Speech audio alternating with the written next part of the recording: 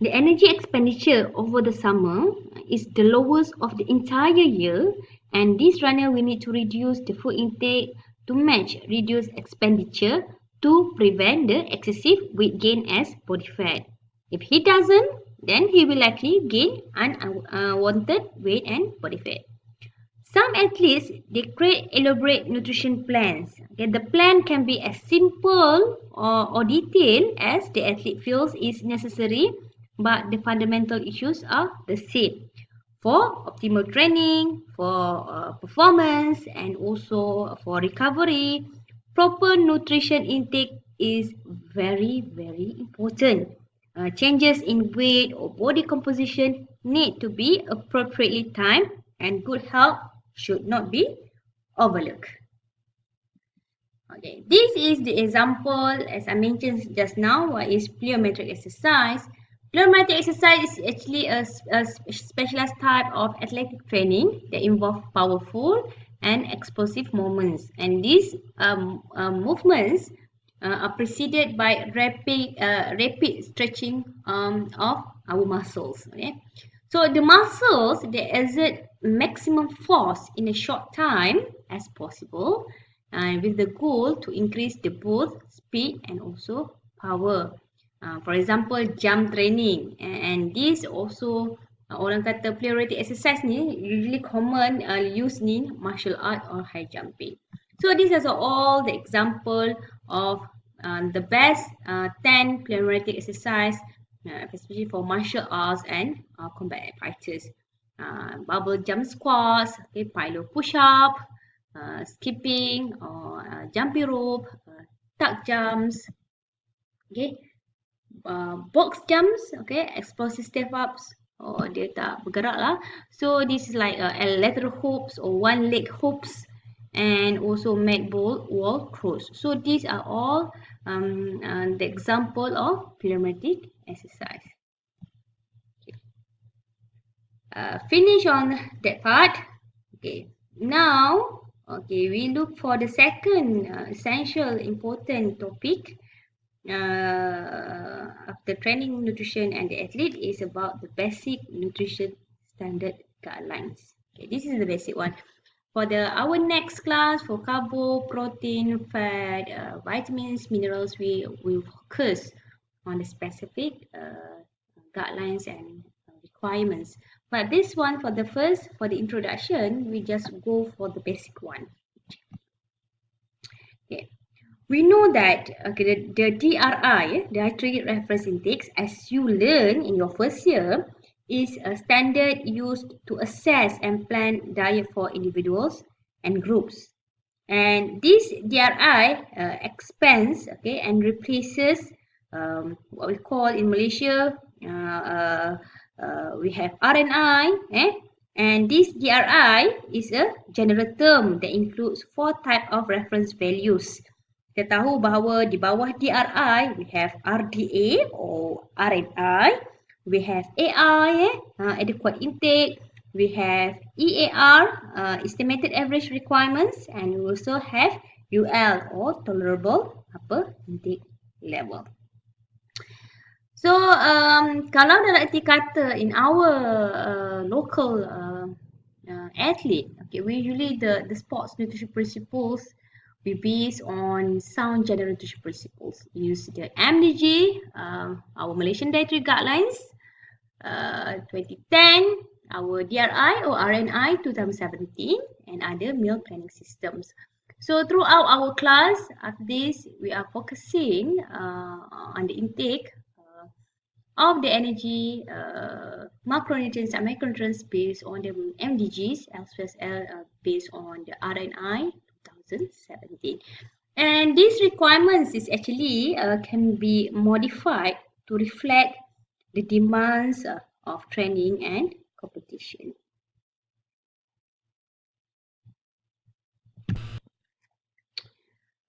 Athletes in training may wonder how DRI apply to them because they were developed for the general population.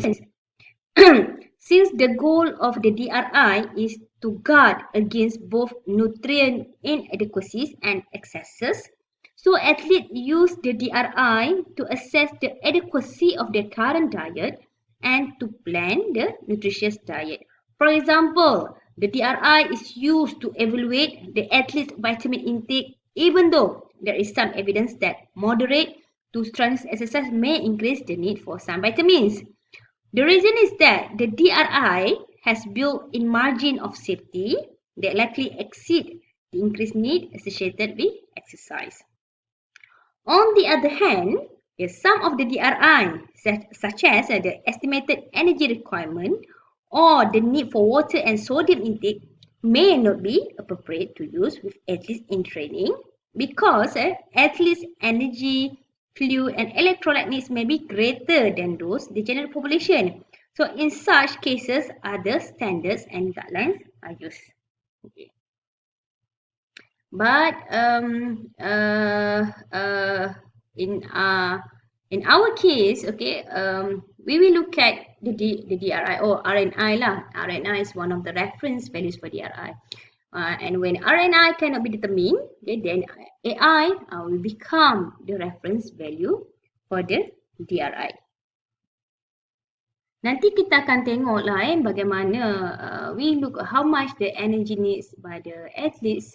We know that the energy requirements also depends on the PAL or physical activity level.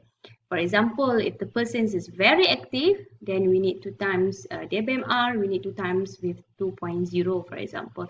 From that, we can calculate the energy requirements for the athlete.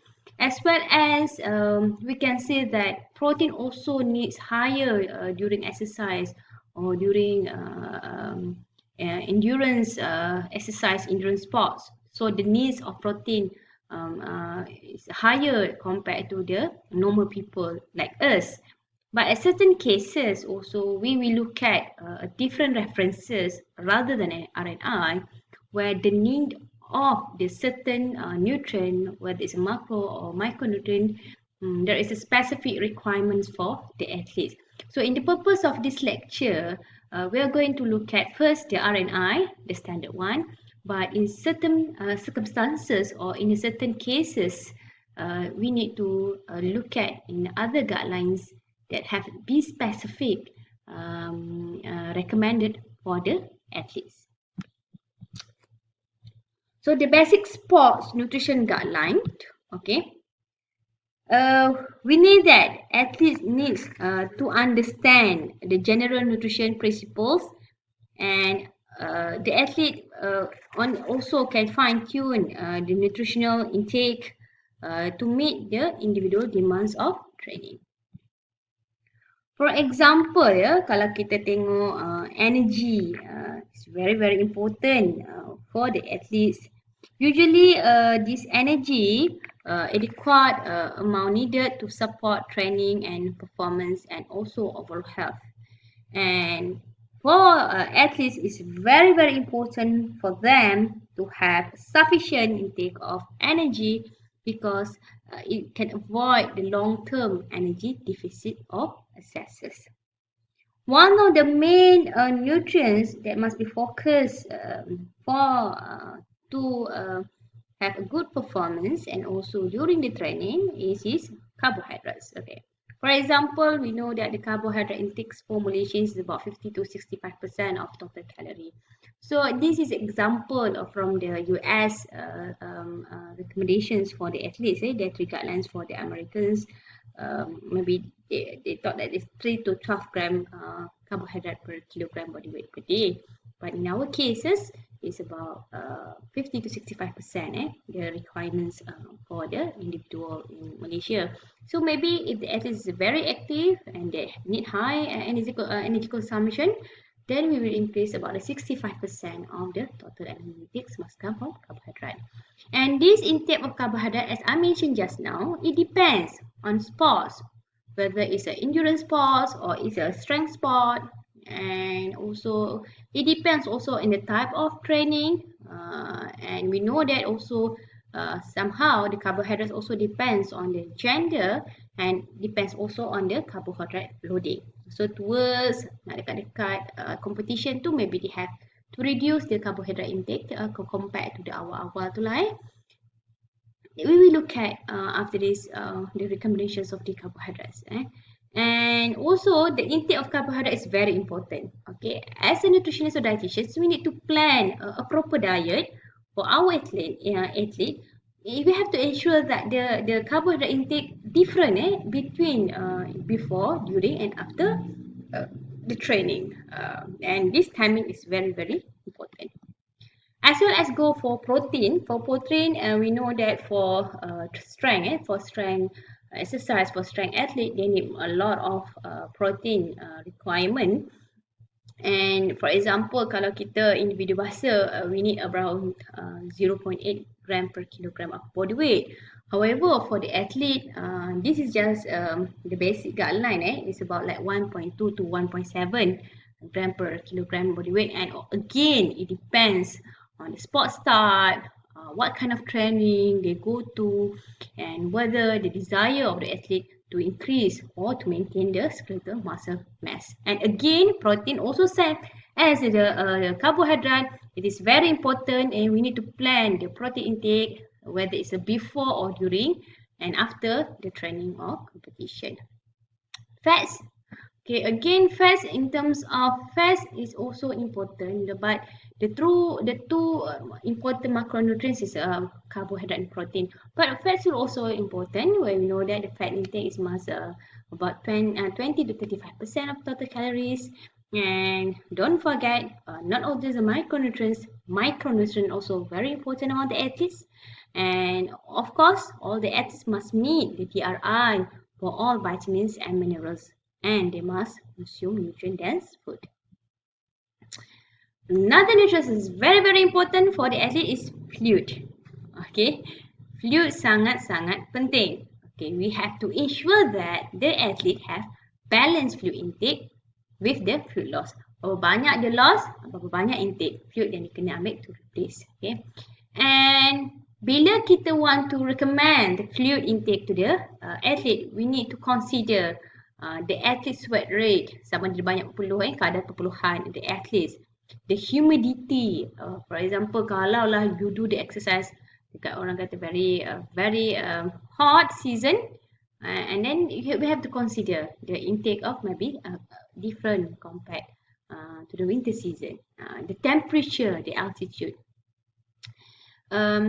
And to have why this is very important, because when the body water loss about 2 to 10% of the body mass, actually it can decrease the performance of the athlete, and it will give a negatively affect health. For example, hyponatremia, where they have a very low of a sodium. This hyponatremia is actually can occur if too much water is ingested and can be potentially fatal. Food and fluid before exercise, or usually the goal for the food and fluid before exercise. Of course, we want to relieve the hunger and help with hydration. And this volume is depends on amount of time prior to exercise and depends on the glycemic index tolerance. And the gastrointestinal tolerance. It depends. Okay, nanti kita akan tengok berapa kalau you nak start exercise 1 hour before, then how many requirements that you should take for the energy for the carbohydrate. And in general, a meal or snack must be high calorie carbohydrate, moderate protein, low fat. So this is general for all the athletes. Kalau during exercise, okay, fluid important to replace the fluid loss in sweat, and also we need to also provide the carbohydrates. Sebab bila dah bersukan kan, there's a lot of energy that has been used, then we have to replace and provide the carbohydrate to give the energy. And the food and fluid after exercise, the goal is to replenish the nutrient loss during the exercise and also help to speed recovery. Kalau lah the next day dia ada lagi competition, then they have to speed up the recovery. The carbohydrate to replenish the muscle glycogen, the protein to repair the muscle tissue, the fluid to restore hydration, then the electrolytes if large amounts lost in sweat.